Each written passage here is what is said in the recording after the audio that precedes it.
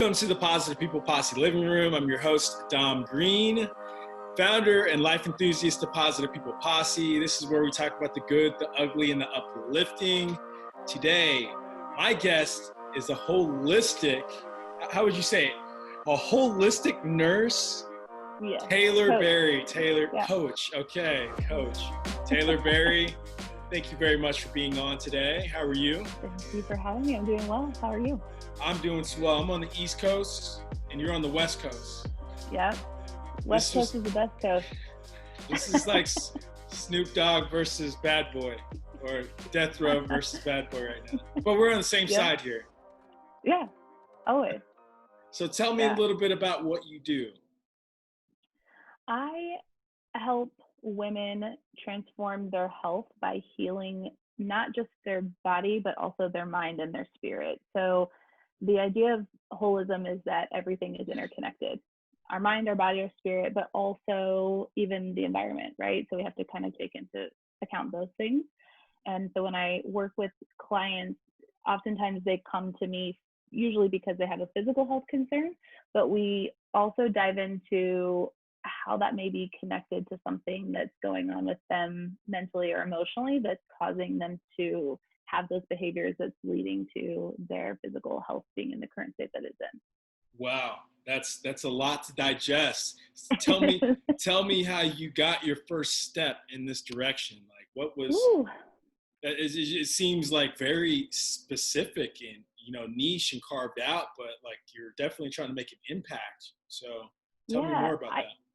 I think it's honestly been a lifelong journey. I think a lot of people who come and go along their health journey have been impacted from things. Growing up, I watched my mom specifically do a lot of the yo-yo dieting, the binge restrict, trying all these new fad diets. Diet starts on Monday.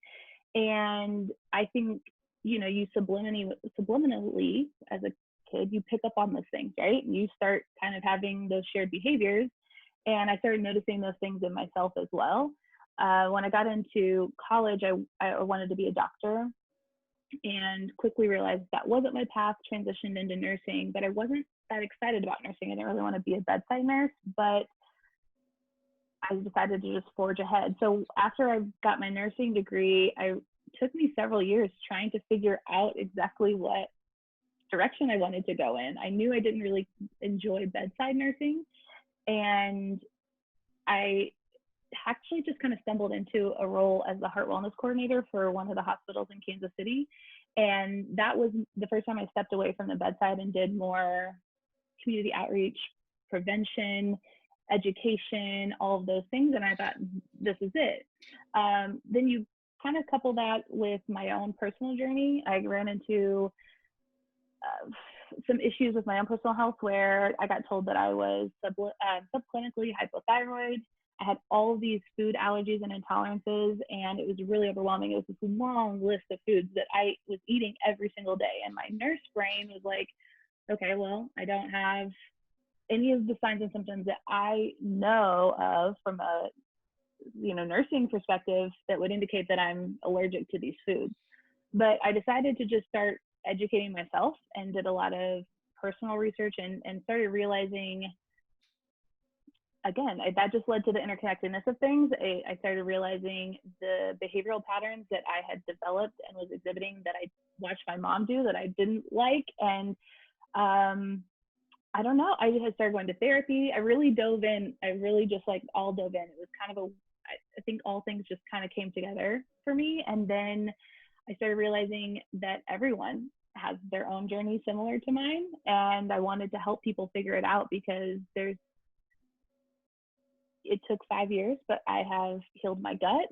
I'm at a point now where I don't really have to omit certain food groups.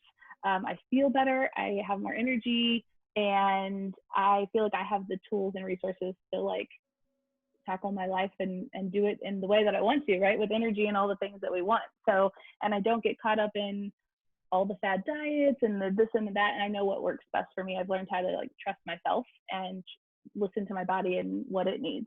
So I want to help people do that. Again, the diet culture has taken away our ability to trust ourselves. We want someone to tell us exactly what to do. You got to do X, Y, and Z. And the problem is a lot of times those things are super restrictive and they're not sustainable. It's not realistic for us to be able to do them for the rest of our lives, which leads to that binge restrict cycle that we get into. And it's unhealthy physically, it's unhealthy mentally and emotionally, and it's just a roller coaster that a lot of people want to get off of. They just don't know how to. Yeah, I can definitely see that. A lot of people constantly look for, like the new thing, like what's going to be the new thing this time around.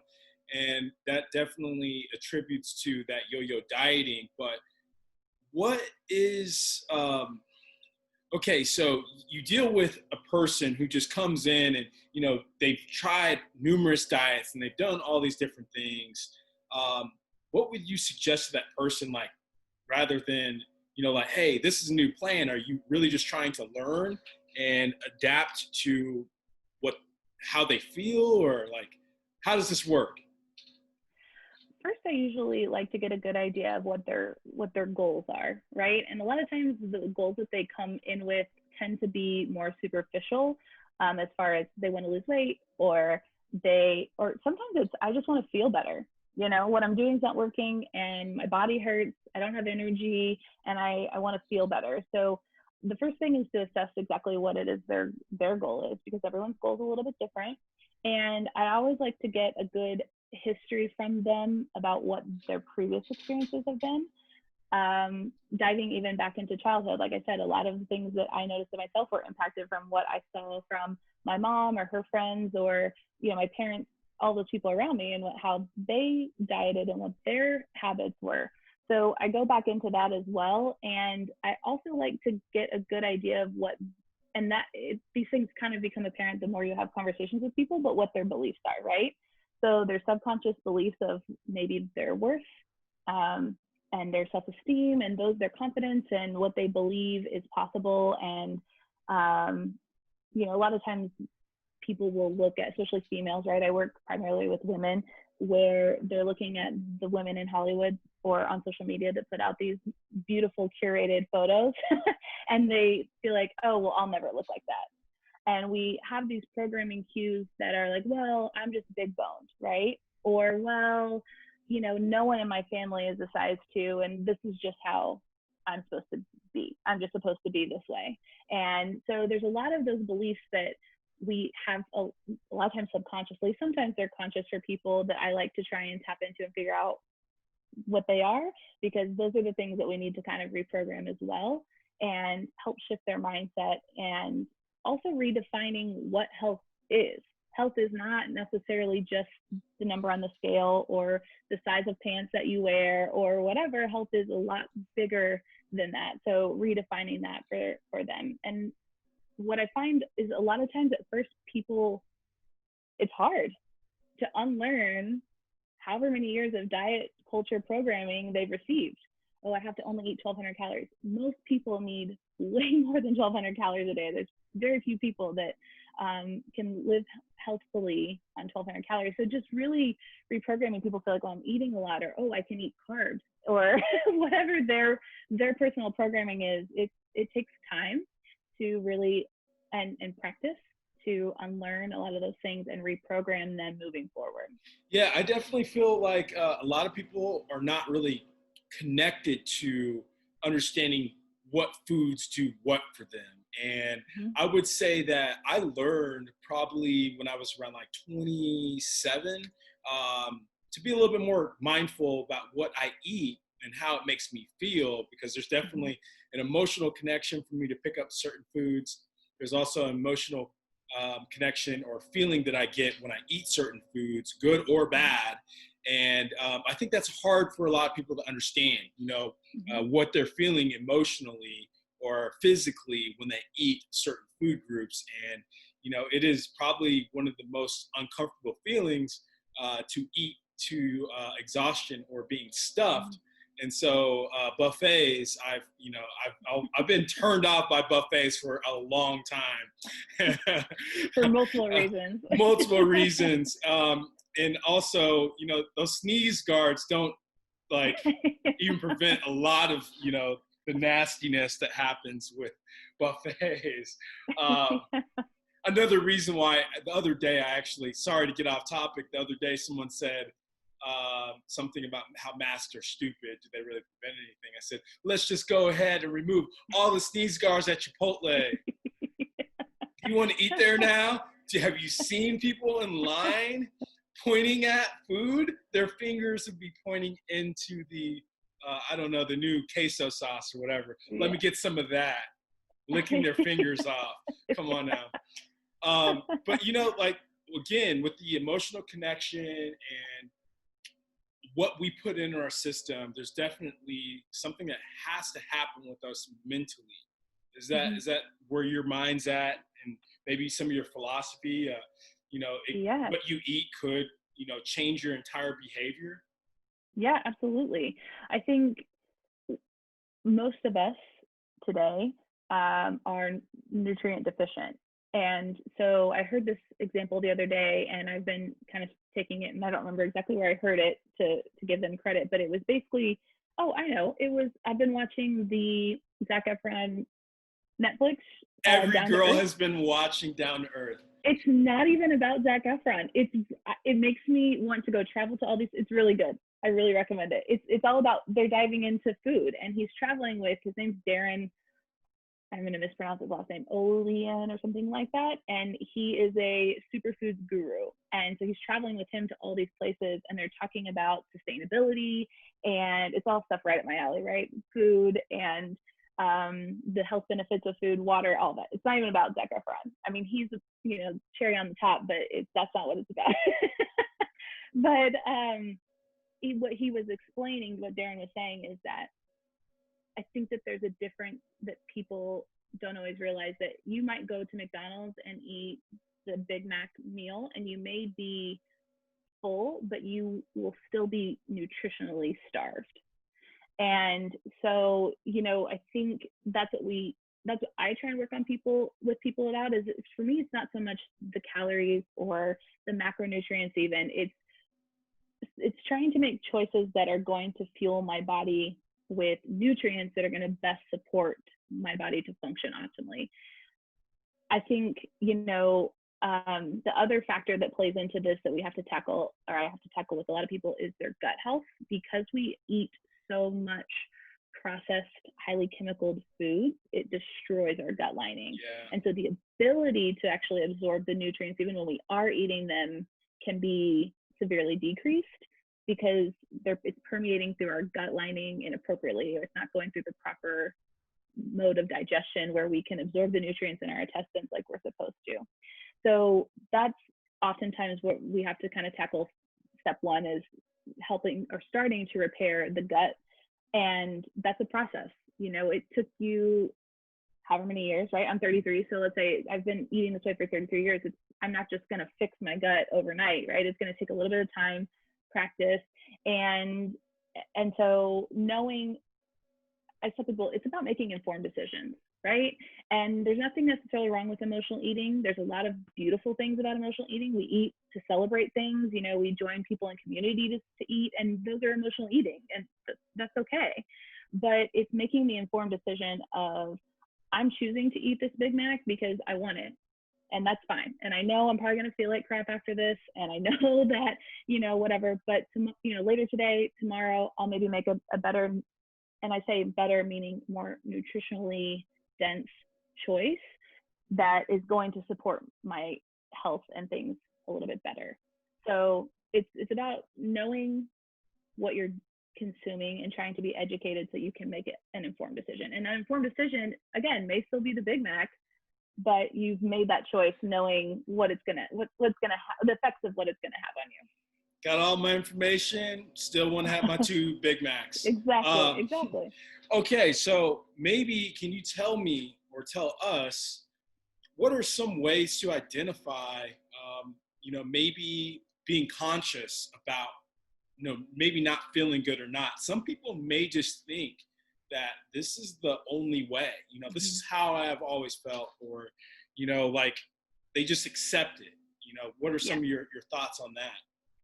Yeah, honestly, there's a lot of cues. You shouldn't, especially if you're getting a good night's sleep, you should feel awake and energized You know, you shouldn't be feeling super fatigued and tired all day. So that's a huge, I think most people are tired, which indicates that you are deficient in something, right? Something's not right. We shouldn't be so exhausted all the time.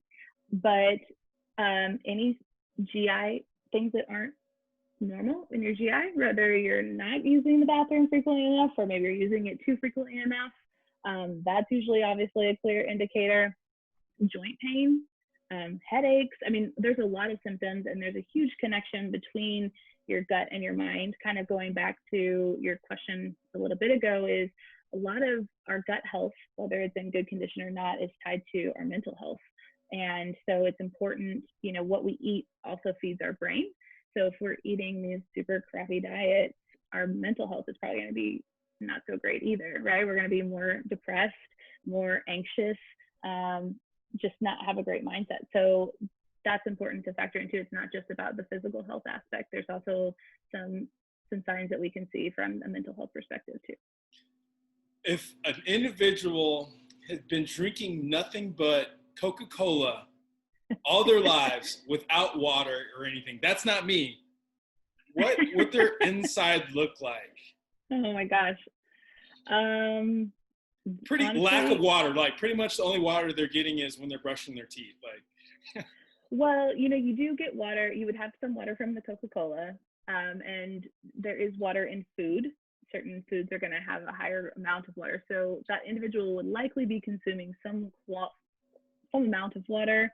But yeah, you know, I mean, if you're, which I'm guilty of this too. I'm exceptionally dehydrated today. I was busy working all day yesterday and I didn't drink enough water, but I can feel it, right? I feel like my joints hurt more. I see it in my skin.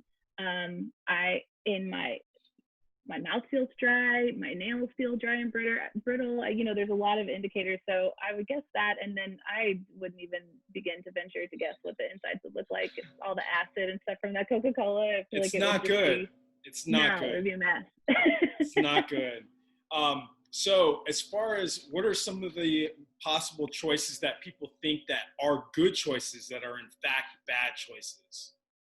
So I don't like to label things good and bad. I'm not a big firm believer in like absolute. I feel that's okay. I feel the same thing about myself. I don't feel like I'm the good guy. I don't feel like I'm the bad guy. I'm somewhere in the middle. I'm just who I am. I don't believe in good or bad. Thank you. Yeah.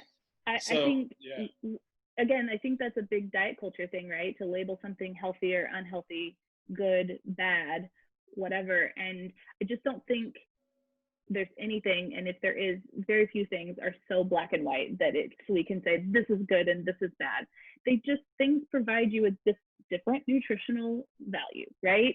There's going to be, if you choose the purpose for everything, right? Yes. Like chips complement the burger, but you can't eat chips all day, every day. Exactly. But I think we don't know our society, both from a health perspective and just in general, right? We tend to be all or nothing. People are either all the way on their diet, they're eating full on keto, no carbohydrates whatsoever, which that's a whole nother thing. Vegetables are carbohydrates. I hate when people are like, I don't eat any carbs. I'm like, well, did you eat a vegetable? Because you ate a carb. But okay. So they're either all the way on keto 100%, right?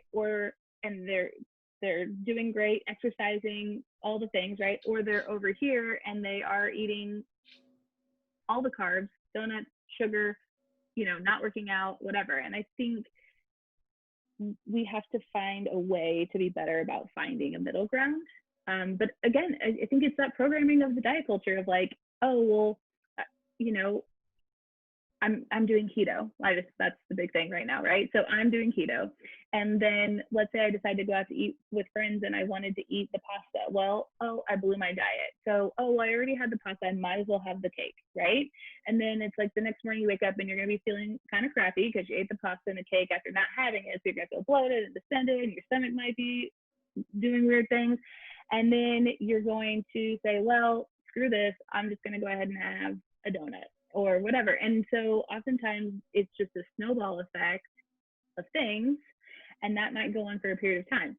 The rest of that day, the rest of that week, maybe it's Thursday and you're like, you know what, it's the weekend, I'll just start again on Monday. If I've heard Why diet is starts it on Monday always one Monday? Yeah. time. Always Monday. It doesn't take Monday to make good decisions, does it? Exactly.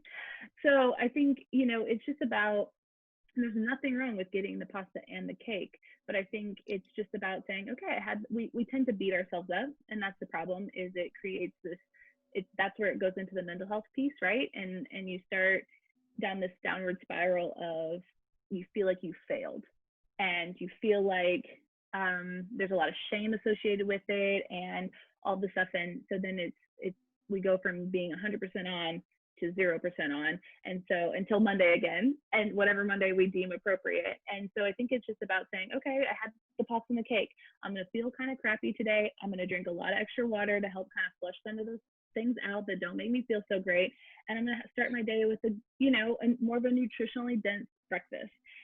And we get back on track, and it's not even about being on track, it's about, that's life. Like, that's life. But I also feel like no matter what, I have to beat myself up a little bit, right? Like, I don't know.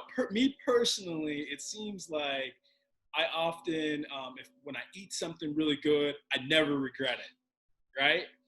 But when like I a make, salad or something. yeah, I never regret it. I never regret working out. But as soon as I eat like bad stuff constantly, or even like one period of day, it's not that I like regret it. I just don't feel at my best, and I'm just like, I kind of resent it a little bit to some degree. But why do you regret it? I think it's all about how I feel. I think it's how I feel. It's not, it could be associated to my goals. I'm not the perfect individual, but to me, I constantly feel like, am I at my best? Am I doing my best? So maybe I put too much pressure on myself. But I think a lot of times the reason you regret it and you feel bad about it is because it feels like you did something wrong. Like, I say it to, like, think about like breaking the law. Like, like you didn't. You had some pasta. It's not the end of the world. It's fine. And like I said, yeah, you might feel it physically, but again, you made that informed decision in that moment. That's what you wanted. That's what sounded good. You enjoyed. Did you enjoy the time that you had with whoever you were with, or just did you enjoy the pasta? Okay, great. Let's move forward. Right? You didn't do anything bad. You didn't do anything bad. You just enjoyed food. And so it's like, that's where we have to start switching that programming. It's funny that you say breaking the law, because I feel like if I broke the law, then it would feel like someone's always on my back. Someone's going to find out somehow, some way. Yeah. With food, that's not necessarily the case. It's like you eat it, you might feel bad, but no one's going to really know what you need to look like or whatever. Like I think it's kind of like, to me, analogy. Here's an analogy. You're wearing white shoes. You notice that scuff on your right foot. No one else sees it. All they see is like pearly white shoes walking down the street. But in your mind, you know that you can see that scuff. And yeah, well, I definitely feel like the world makes you feel this way. Right? Yeah. See, I was gonna say, in my mind, in that scenario, everyone is seeing the scuff and they're thinking, yes, oh my gosh, what a bum. Like, she couldn't clean that scuff up before she came out, or, and that's the thing, is we think everybody is seeing that. We think everybody knows, we think everybody sees it. Or, if for some reason we're dieting to look whatever, a certain type of way, then, and because we're feeling bloated and those kinds of things, we're going to feel less confident, and so we feel like everyone can see that, and so it's there. That's where a lot of times the shame comes in, and there's a lot of people, myself included, recovering a secret eater, where I wait until nobody's around and I'll eat food that I wanted to eat all day. Maybe I've been thinking about it all day, but I didn't want anyone to know I was going to eat it, right? Because of the shame that would be associated with them being like, I thought you said that you had a certain goal. These damn comparison games. Yeah. So it's, that's a lot of people. I think I would venture to guess most people do some form of secret eating. Yeah, definitely. I did that last night. I had a Kit Kat bar at like 12 a.m. Eastern Standard Time. Yeah, that's the brutal honesty of it. It's like, I believe in being honest with ourselves, like that's how we hold ourselves very accountable, but also understanding like the reasons why we do things. I believe that there's no reason that you do something without a reason. Like, Right. if you think carelessly, maybe you're just a careless person. Maybe that's your reason. I don't know what it is, but we are doing things emotionally constantly. I'm not sure how many decisions that we make for ourselves each day, but there's also a lot more elements in our lives too, especially with social media comparison, the comparison games on that, people not maybe feeling fit, financially stable, and all these other things. Like, it's all funneling to your food and what you take, right? And probably your activities as well, because that messes with your sleep. It could be a lonely, dark road if you don't start with something. So maybe my next question for you would be, maybe what are some like good steps in the right direction that people can take just to get, emotionally secure with what they're eating or what they're doing in life? So the first thing I want to say is we are emotional beings, right? So to think that we can be robots and not be influenced by our emotions in pretty much every single way of life is ridiculous, because we are emotional beings. I did a post yesterday about the emotional wheel, and I think the one thing that we can do in relation to that, again, to make better informed decisions, is to become more aware of the emotion that we're having. Because I don't know about you, but I grew up in a small town, and it was like, you don't feel that way. Don't cry. It was very much more of a suppress the emotions type of environment. And, we aren't taught, a lot of us aren't taught how to identify the emotion. And if we do, we don't have a broad emotional vocabulary. There's like 34,000 plus different types of emotions that we can experience. So I think first is getting more in touch with being able to identify that emotion, because then, we can ask ourselves, okay, why am I feeling this way?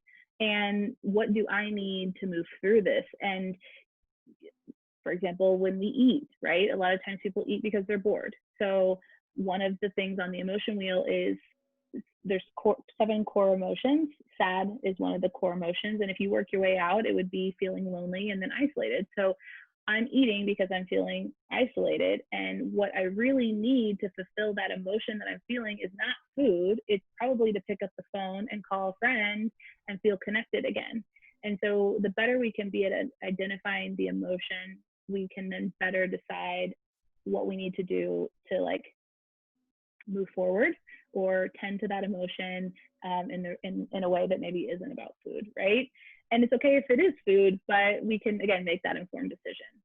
But I think one thing that I talk about all the time is mindset and routine, and how important routine is. And I've been talking about this a lot with a lot of people, especially given that we're in quarantine. A lot of people are working from home all of a sudden, and it takes a lot of discipline.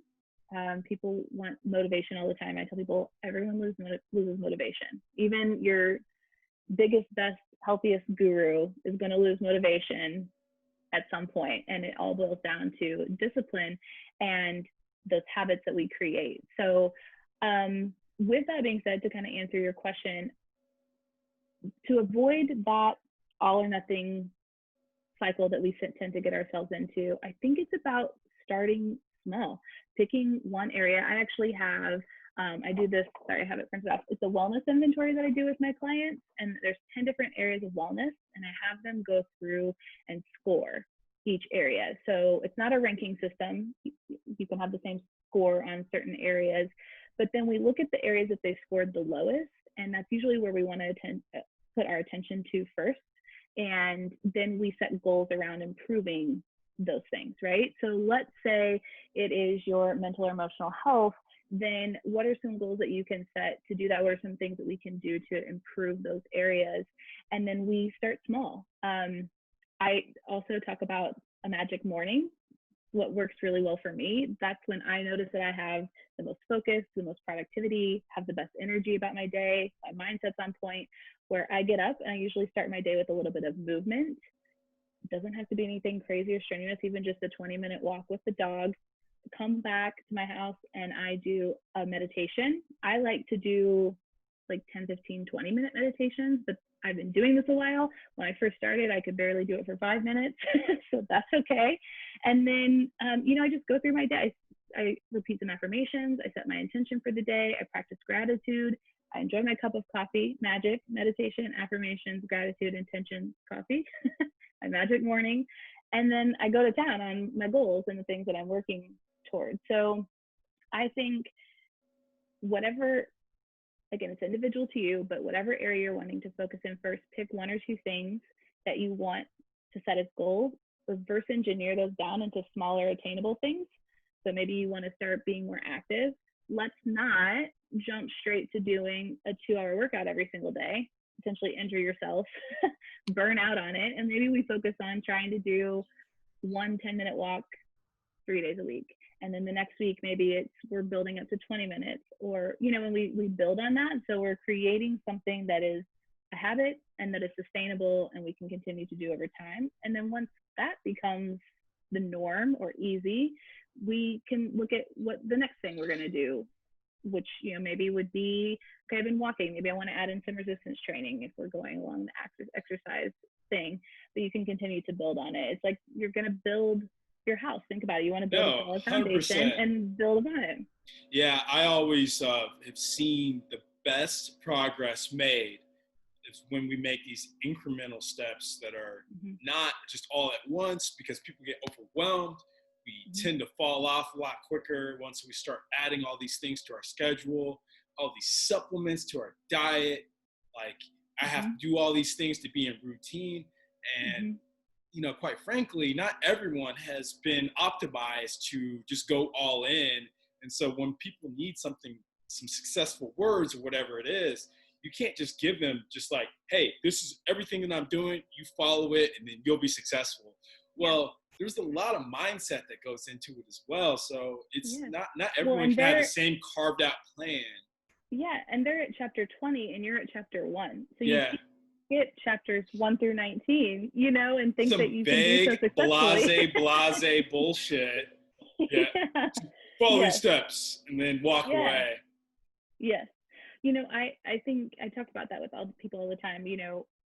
I didn't get here overnight. I mean, my personal health journey is still ongoing, right? There's not a finish line when it comes to health. The finish line is when you die, essentially, right? And as morbid as that is, there's always going to be things that you can be working on, improving, learning more about, whatever. We have a very complex system that goes on here, and I'm constantly learning more and trying to implement it and seeing, does this work for me? Does this not work for me? And so I think to not feel like there's an end point that you have to get to, that once I get there, I'm going to be happy, knowing that it's an ongoing process and journey, and we're constantly learning. I love I believe it's a Maya Angelou quote about, like, when you know better, you do better. This is what I was doing for a really long time. And then I learned something new, and I'm going to change my behavior now. It's okay to admit that what I was doing maybe was wrong or contradictory, and now I'm going to adjust. And I think I totally lost my train of thought there. But that's okay. You're a human being.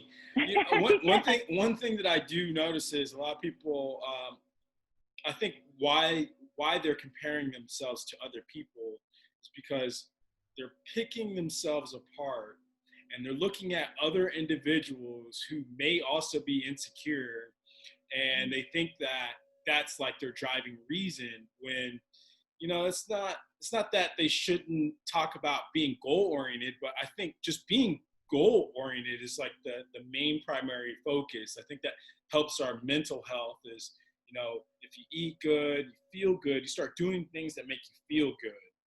And working out initially is not going to make you feel good. But once you get into that routine and you really start to overcome, your fatigue and all of that, it makes you feel more enhanced. Your brain enhancement, like your cognitive thinking. But it's all about routine. It's all about being goal oriented. I think that if people can just look at more goals that are going to be constructive for them, not goals as being your weight loss or whatever it may be, just like really just think about how you feel. I think that's what's helped me in the past. Right. Well, and going back to what you want, not Yep. what you think that you should want because that's what so and so is doing. What what do you want? Or someone's going to like you more because Yeah, you're going to look you this know, way. yeah. And so I think that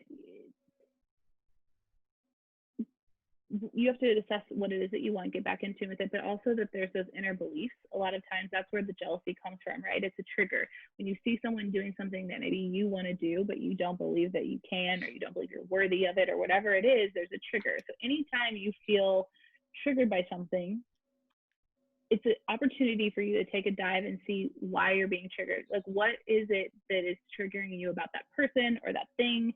And how can you, it takes some time, but I always, there's a cognitive behavioral method where you can just keep saying, and so what, right? So I'm feeling triggered because so-and-so said this. Okay. And like, just keep asking yourself, and what, or and why? And if you keep diving down, you'll get to the root cause of maybe you feel like, okay, well, shoot, like, I don't feel like I'm worthy, for whatever reason. And this can be attributed back to this thing that happened in childhood. A lot of our subconscious programming occurs within the first 7 years of life. And at the most, it's usually within the first 14 years of life. So there's a lot of things that go on in that time that we aren't even, when we're young, we're so in our ego. And so we don't have the self-awareness to be able to look at something and say, oh, that's not about me. Yeah. And so a lot of times we have this programming that we associate that is down deep inside of us that we aren't even maybe aware of. So if you can really, it takes time, it takes practice. It's not always easy and comfortable, but if you really are on an improvement and you want to heal, that's part of the process. So curveball. Okay. It's a tough question. Is it not even a real thing? Like, I don't know. What I'm saying is, how can you not give a about? Okay, thank you. Yeah. I wanted you to say that. Yeah. I think I think you give a fuck about the things that you want to give a fuck about. And you don't give a fuck about the things that you don't give a fuck about. I mean, if it's not important to you, then who cares? Like, just let it go. I think don't waste your time and your energy. I think of things now as an exchange of energy, even when I'm going on dates or something like that. If I'm like, this is an exchange of my energy, and do I really want to be sharing, like giving my energy away to this person? Is this person, I just think of everything like that. And is this how I want to be spending my energy? Is there a better way I can be spending my energy? And if there is, then I'm out. Bye. See you later. Thank you. Next. No, I totally get it. And on that note, I also feel like my energy towards dating varies. Mm-hmm. And who knows, that could be emotional with food, it could be workload and everything else combined. But what you said, it is an exchange of energy. And that time that you spend with someone, that you actually have to work within your calendar and your life. And so all of those things can definitely be emotional detractors for you, because maybe you feel like you have to be at your best when maybe that day you weren't at your best. And I feel like a lot of people are just constantly forgetting about the elements of life. Life is very real. I think we have gotten, thanks to, there's so much beauty in social media and having phones on us all the time and being able to be connected at all times. There's a lot of wonderful things that can be said about it. But at the same time, I think we've gotten away from protecting our own energy. And I give zero fucks about saying, you know what, I'm not interested in going on a date today. Like, I'm not going to be my best self.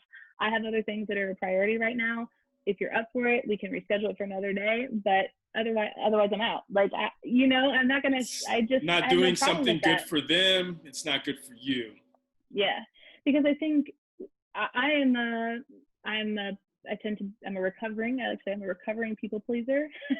I am an empath, and so I really I have to be careful about not self-abandoning myself for other people. Yes. And I cannot show up and be my best self if I don't prioritize myself and take care of myself. And sometimes that's, that I might feel like, oh, well, she's going to think I'm a bitch. But okay, if she thinks that because I had to prioritize myself, or if he thinks that because I have to prioritize myself, then we aren't meant to be friends. We aren't meant to date. We aren't meant to be in each other's lives. Yeah, well, And no, that's okay. that feeling, it's actually a relieving feeling when you know that you're in control. You are in control. You don't have to people please everyone. And my daily life is fairly busy. There's always something I can constantly be working on. So I know that in the event that I walk away and I go on a date, and I feel like I'm sacrificing my life, my livelihood, my work, everything that I've definitely been trying to accomplish in life. And so I think it's also harder for other people to understand that. They're not. Yeah. Maybe they're not aware of like what it takes in order to go down that pathway where you feel like you want to be very mindful of your time and someone else's time, but those other individuals, it might be hard for them to understand. So Yep. how have you dealt with that in the past? Well, one, I think it's about balance and time management, because I think that we all make time for the things that are important to us. So I know for myself that, I don't know if you know, I recently moved to LA. So I just moved from Kansas City to LA almost a year ago today. So Yep, me too. Okay, so New York though. Yeah. So in that time, in this year, I've spent a lot of time alone. And I think people are very uncomfortable in general being alone. I know my mom asks me all the time, like, don't you get lonely? And I'm like, no, I really don't. And then when I do, guess what?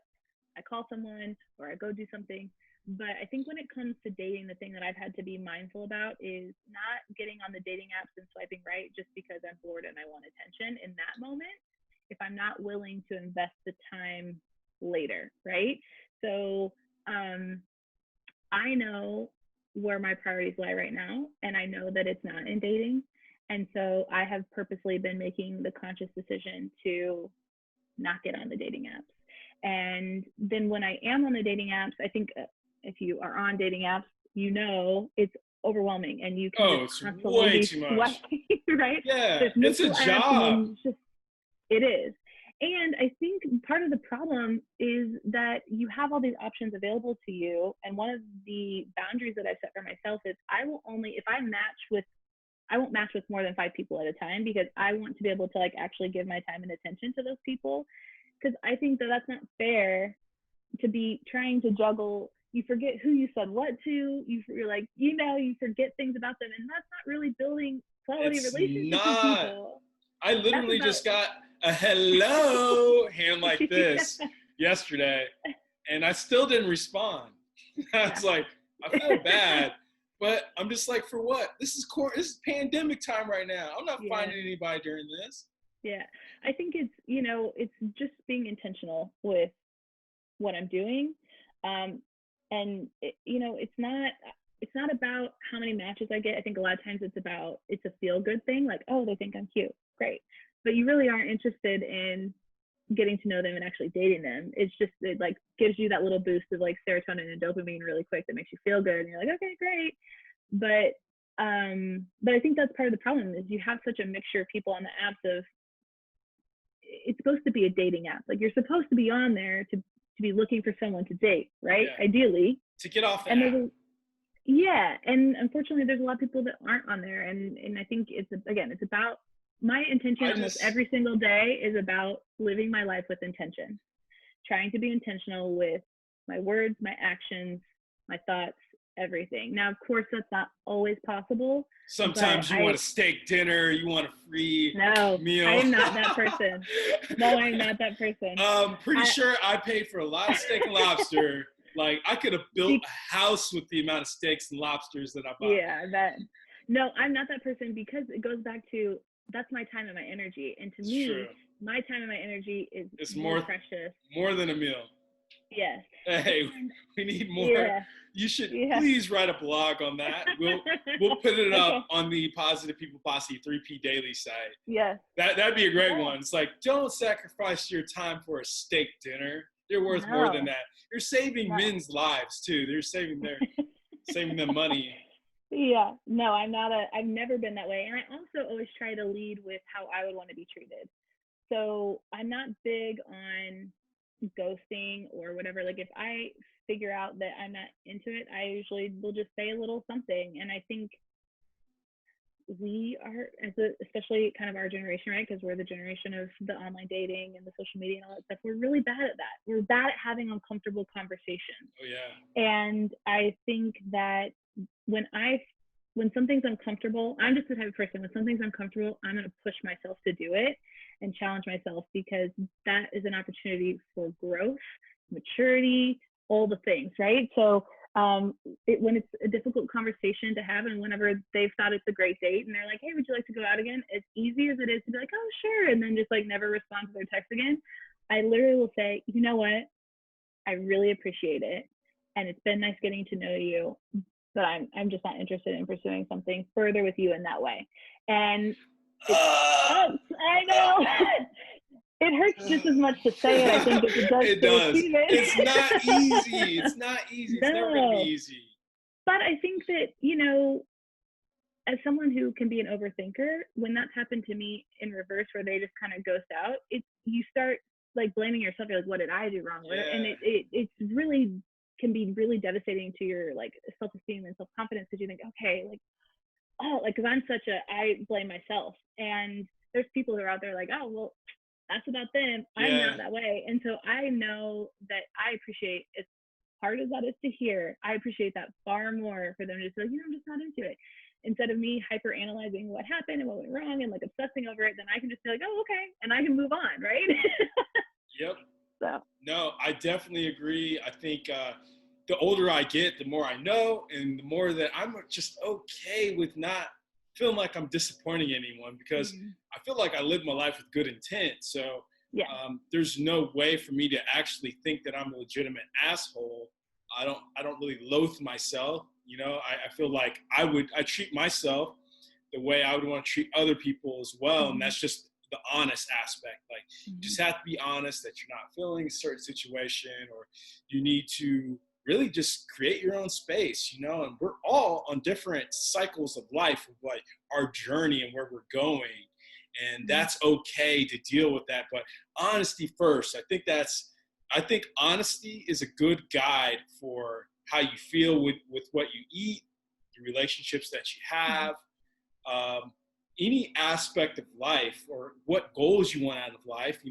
Constantly think with honesty. And I think that really helps, with that mental frustrations that we have often.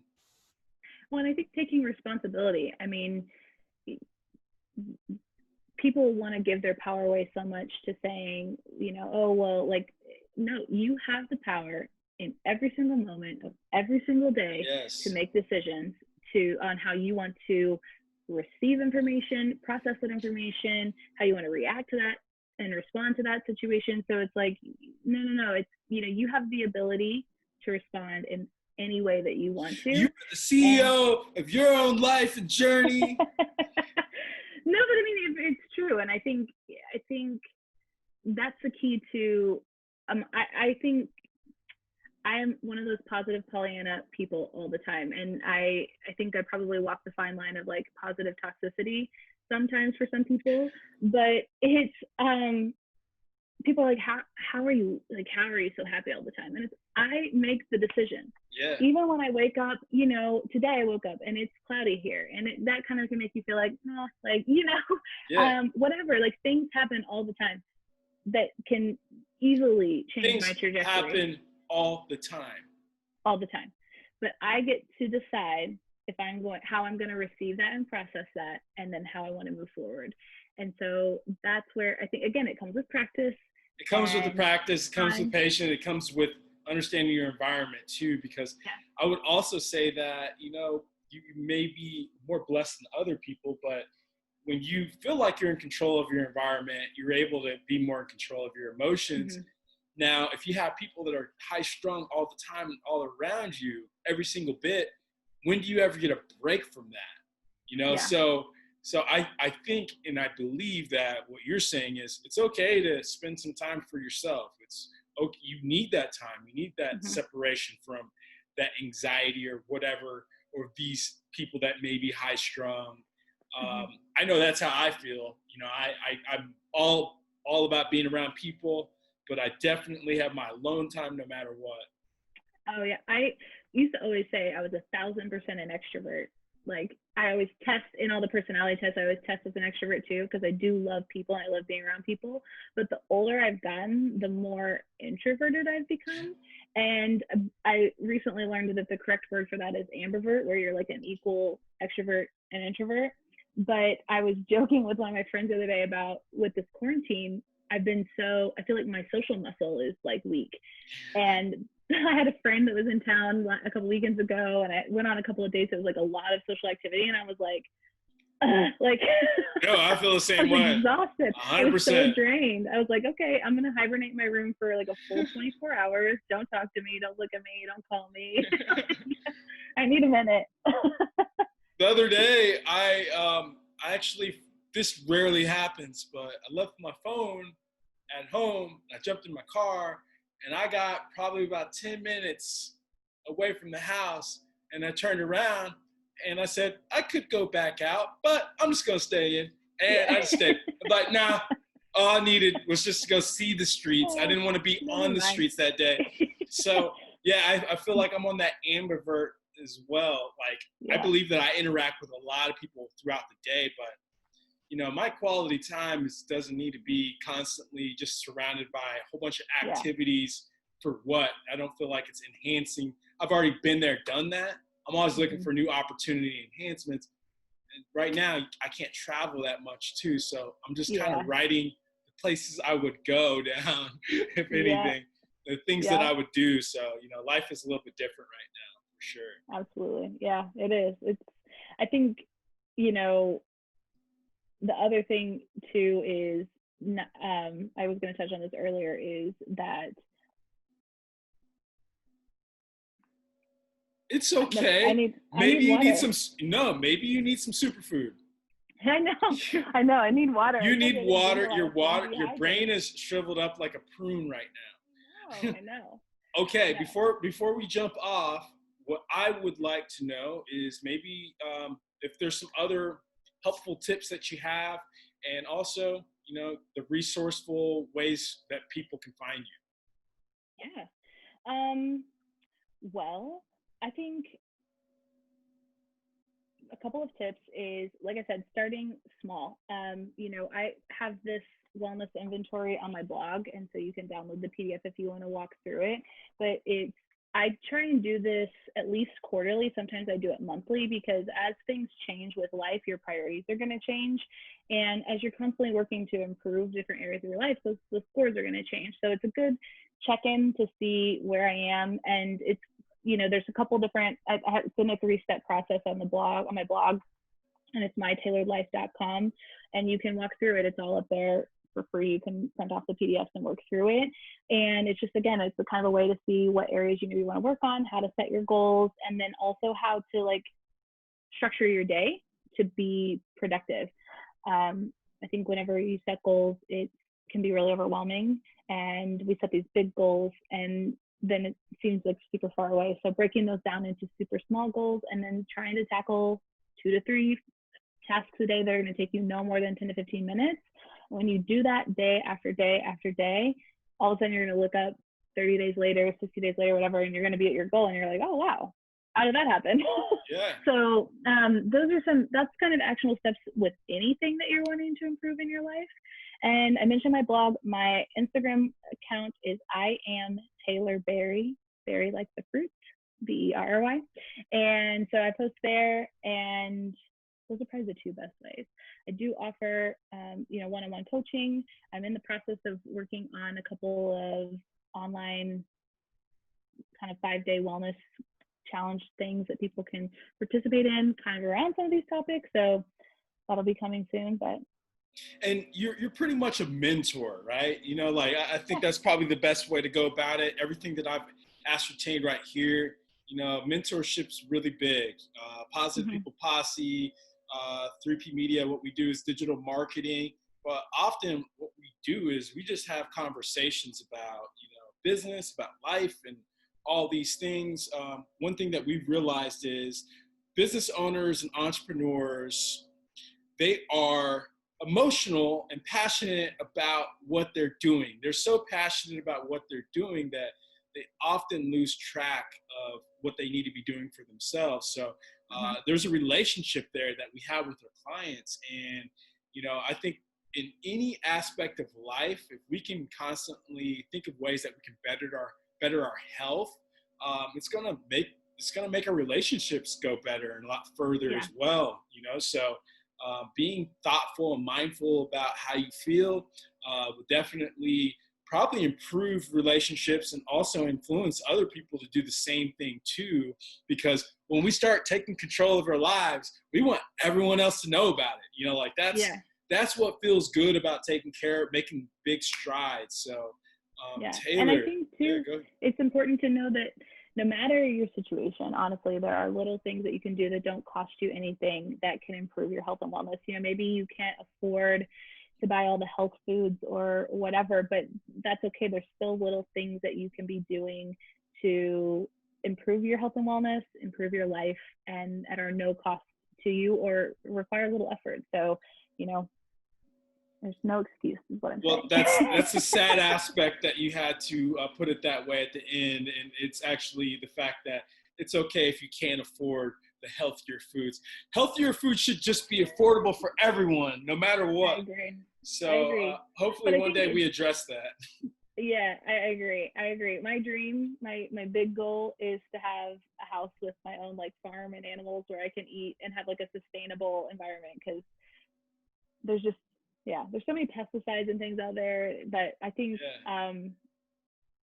eating an apple, regardless of whether or not it's organic or not, is still going to be, is way better from a health perspective. Again, I don't like saying those absolute words, but I'd rather you eat an apple, whether it's organic or not, than, a big fat cheeseburger most of the time, depending on what your health goals are. Yeah, just moderation is key. Well, Taylor B. Go ahead. And what? No, give me. I was just going to say, I think people like to say that health food is expensive, but actually, an apple is 69 cents. The Honeycrisp, which of course by far is my personal favorite, is a little bit more expensive at $2 per apple, but you can get apples, you can get those types of things for less than $1. Whereas when you buy a packaged thing of food, right, $5 for that. And so it's just, I think sometimes there's a misconception, and I have lots of tips and tricks. Well, we need on that blog, we need more resources. We need to figure out all these tips from Taylor B. Hey, I appreciate your time. I appreciate your energy. Everyone, follow Taylor Berry at I am Taylor Berry. Is that correct? That's correct. On Instagram, and also go to our website. mytailoredlife.com. mytailoredlife.com. All right. It was a pleasure. And of course, please like and subscribe this video. And if you also need any digital marketing help, contact us at positivepeopleposse.com or info@positivepeopleposse.com. Happy to help, or at least just have a conversation. Much love to you all. Live freely, stay positive.